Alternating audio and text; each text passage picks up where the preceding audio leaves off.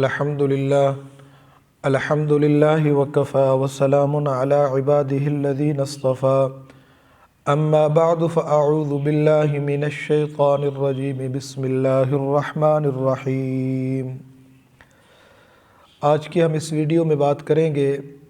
کہ خواب کے اندر کسی نے دیکھا کہ اس کے گھر یا دفتر یا کسی گھر کے کونے سے سانپ، بچھو اور دوسرے کاٹنے والے جانور نکلے ہیں،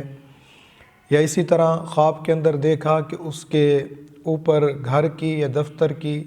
یا کسی جگہ کی دیوار گری ہے، تو اس تمام کی مختلف تعبیریں ہیں اور اس کی مختلف صورتیں ہیں۔ آپ حضرات سے گزارش ہے آپ ہمارے چینل کو سبسکرائب کر دیں، بیل آئیکن کو پریس کر دیں تاکہ نیکسٹ ویڈیو کی اپڈیٹ سب سے پہلے آپ تک پہنچ جائے، اور آپ سے گزارش ہے کہ ویڈیو کو اینڈ تک دیکھا کریں۔ اگر ویڈیو آپ کو اچھی لگے، بات صحیح لگے تو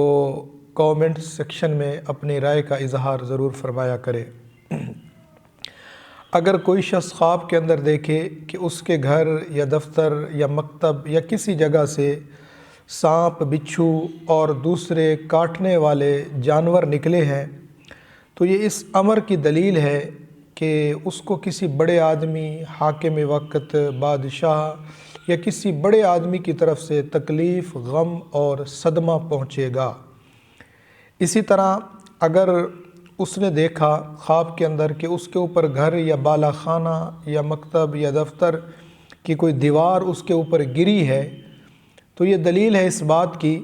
کہ اس کو اللہ تعالیٰ ایسی جگہ سے رزق عطا فرمائیں گے جہاں سے اس کو امید بھی نہ ہوگی، اور وہ بہت خوش و خرم اور شاد ہوگا۔